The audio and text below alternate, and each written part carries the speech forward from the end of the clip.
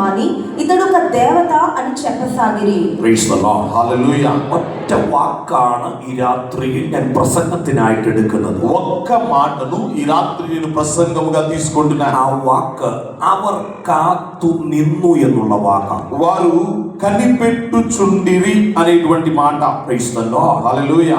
അവർ కాത്തു నిన్ను. మలయాళంలో అయితే వారు నిలబడి కనిపెడుతూ ఉన్నారు. എന്തിനു വേണ്ടിയാണ് അവർ കാത്തു నిന്നത്? ఎందుకొరకు వారు నిలబడి ఎదురు చూస్తున్నారు? ഉയർച്ച കാണാനല്ല, అభివృద్ధి చూడటానికి కాదు, വളർച്ച കാണാനല്ല, ఎదుగుదల చూడటానికి కాదు, നന്മ കാണാനല്ല, మేలు చూడటానికి కాదు, പടർപ്പ് കാണാനല്ല, విశాలత చూడటానికి కాదు, മരണം കാണാൻ. అతని మరణమును చూడటానికి അവർ കാത്തു നിൽക്കുന്നത് వారు ఎదురు చూస్తూ ఉన్నది നീ മരിക്കുന്നത് കാണാനാ. నీవు మరణమవడం చూడాలని. മനസ്സിലായോ? మీకు అర్థమవుతుందా? Praise the Lord. Hallelujah. Praise the Lord. హల్లెలూయా. ആരുടെ മരണം കാണാനാ കാത്തു നിൽക്കുന്നത്? ఇక్కడ ఎవరి మరణం చూడాలని కనిపెడుతున్నారు? പൗലോസിന്റെ മരണം കാണാൻ. పౌలు యొక్క మరణాన్ని చూడాలని Praise ఆశపడుతున్నారు. the Lord.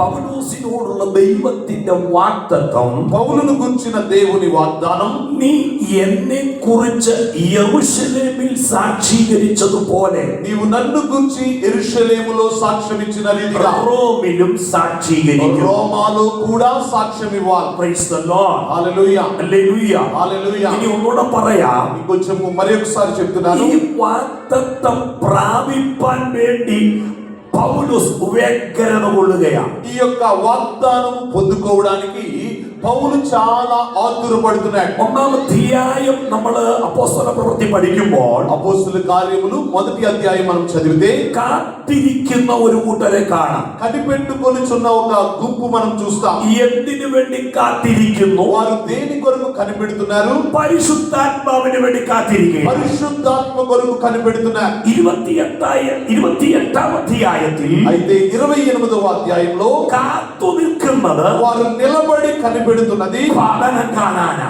పౌలు యొక్క పతనము చూడాలని. Praise the Lord. హల్లెలూయా. നിന്റെ തകർച്ച കാണാനാ. నీ నాశనము చూడాలని. സഹോദര, നിന്റെ പതനം കാണാനാ കാത്തിരിക്കുന്നത്. సహోదరుడా, నీ పతనము చూడాలని చాలా మంది സഹോദരി, చూస్తున్నారు. നിന്റെ പതനം കാണാനാ കാത്തിരിക്കുന്നത്. సహోదరి, నీ పతనము చూడాలని చాలా మంది പക്ഷേ നീ ഒരു చూస్తున్నారు. ദൈവ പൈതലായതുകൊണ്ട് అయితే నీవు దేవుని బిడ్డవైనందున നിന്റെ പതനമല്ലവർ കാണാൻ പോകുന്നത്.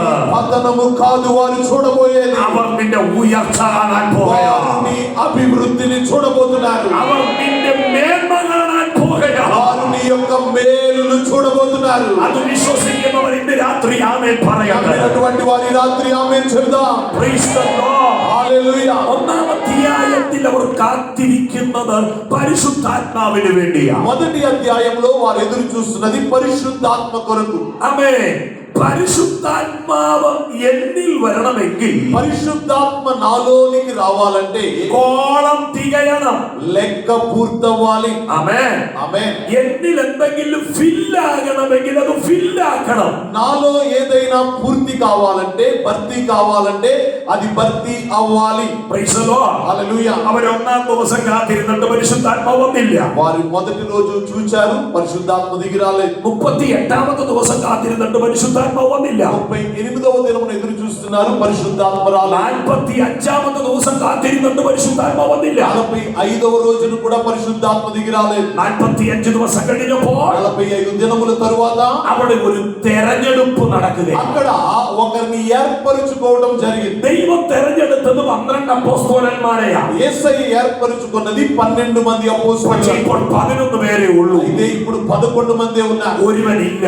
ఒక వ్యక్తి లేడు. അവൻ പോയി തൂങ്ങിച്ചാത്തു. అతను ఉరిపెట్టుకొని చనిపోయాడు. അവന് പകരം ഒരാൾ വേണം. అతనికి బదులుగా ఒక వ్యక్తి అవసరం. ആ കോളം തികയേണ്ടുന്നത്. ఆ లెక్కయే పూర్తి కావాలి. അത് തികയാത്തടത്തോളം കാലം అది పూర్తి కానంత కాలం ആത്മാവ് വരത്തില്ല. ఆత్మ దిగిరాడు. ഞാനൊരു കാര്യം പറയാം. నేను ఒక విషయాన్ని చెప్తాను. നമ്മുടെ ശുശ്രൂഷ మన యొక్క సేవ ആത്മാവിൽ ആരംഭിച്ചിട്ട് ఆత్మలో ప్రారంభించి ആത്മാവിൽ അവസാനിപ്പിക്കണം. ఆత్మలోనే ముగియాలి. ജഡത്തിൽ തുടങ്ങരുത്. శరీర శరీరములో ప్రారంభమవకూడదు. ജലത്തിൽ തുടങ്ങിയിട്ട് శరీరముతో ప్రారంభించి ജലത്തിൽ അവസാനിപ്പിക്കരുത്. శరీరముతో ముగింపకూడదు. ഒരാത്മ സാന്നിധ്യത്തിൽ ആരംഭിച്ചിട്ട് ఒక ఆత్మ సన్నిధితో ప్రారంభించి ആത്മ സാന്നിധ്യത്തിൽ അവസാനിപ്പിക്കണം. ఆత్మ సన్నిధితోనే మనము ముగించాలి. Praise the Lord. Hallelujah, Praise the Lord. Hallelujah, Praise the Lord. హల్లెలూయా. ഞാൻ മടങ്ങി വരികയാ. నేను తిరిగి వస్తున్నాను. ഒന്നാം അധ്യായത്തിൽ ഒരു തെരഞ്ഞെടുപ്പ്. మొదటి అధ్యాయంలో ఒకరిని ఏర్పరుచుకున్నారు. മത്തിയാസിനെ തെരഞ്ഞെടുത്തു. మత్తీయాను ఏర్పరుచుకున్నారు. രണ്ടാം അധ്യായത്തിൽ రెండవ అధ్యాయంలో പരിശുദ്ധാത്മാവ് ഇറങ്ങി വരിക. పరిశుద్ధాత్ముడు దిగి వచ్చాడు. 50ാമത്തെ ദിവസം 50వ దినం പെന്തക്കോസ്ത് നാൾ. పెంతెకోస్తు దినం. പരിശുദ്ധാത്മാവ് ഇറങ്ങി വരികയാണ്. చూడండి, పరిశుద్ధాత్ముడు దిగి వచ్చాడు. Praise the Lord. హల్లెలూయా. അവരുടെ നാവുകൾ അഗ്നി നാവുകളായി മാറി. వారి నాలుకలు అగ్ని నాలుకలుగా మారాయి. അന്യഭാഷകളിൽ സംസാരിച്ചു തുടങ്ങി. వారు అన్య భాషలతో మాట్లాడసాగిరి. ഒരു കൂട്ടർ പഠിപ്പിക്കുന്നത് അന്യഭാഷ നിന്നുപോയെന്ന. ఒక గుంపు ఏమంటుందంటే అన్య భాషలు ఆగిపోయాయి. പക്ഷെ അവിടെ വായിക്കുന്നത് అయితే ఎక్కడ వ్రాయబడింది? അവർ അന്യഭാഷകളിൽ സംസാരിച്ചു തുടങ്ങി. వారు అన్య భాషలతో మాట్లాడసాగిరి. അവസാനിച്ചു എന്ന് എങ്ങും വായിക്കുന്നില്ല. ఎక్కడా కూడా అది ముగిసింది అని బైబిల్లో వ్రాయబడలేదు. Praise the Lord. హల్లెలూయా. അന്യഭാഷ സംസാരിക്കുന്നവൻ అన్య భాష మాట్లాడువాడు ദൈവത്തോട് തന്നെ ആത്മീയ വർധനവിന് വേണ്ടിയാ സംസാരിക്കുന്നത്. తన ఆత్మీయ అభివృద్ధి కొరకు దేవునితో మాట్లాడుతున్నాడు. അവൻ ആത്മാവിൽ മർമ്മങ്ങളെ പ്രസ്താവിക്കുകയാണ്. అతడు ఆత్మలో మర్మములను పలుకుచున్నాడు. സ്വോത്രം പറഞ്ഞാട്ട് గట్టిగా స్తోత్రం చెప్తారా? അന്യഭാഷ എന്താ? అన్య భాష అనగా ఏంటి? ആത്മാവിൽ എന്തോ പറയുന്നതാ? ఆత్మలో ఏమి పలుకుతున్నాం? മർമ്മങ്ങളെ പ്രസ്താവിക്കുകയാ. మర్మములను పలుకుతున్నాం. ഈ അന്യഭാഷ പറയുമ്പോൾ ఈ అన్య భాష పలుకుతున్నప్పుడు ശത്രു ഭയപ്പെടുകയാ. శత్రువు భయపడతాడు. Praise the Lord. హల్లెలూయా. നിന്റെ ഭവനത്തെ കുറിച്ചുള്ള ദൂതം നീ അന്യഭാഷ പറയുന്നത്. నీ ఇంటిని గురించిన ప్రవచనం నీవు అన్య భాషలో നിന്റെ മക്കളെ మాట్లాడుతున్నావు. കുറിച്ചുള്ള ദൂത പറയുന്നത്. బిడ్డలను గురించిన ప్రవచనం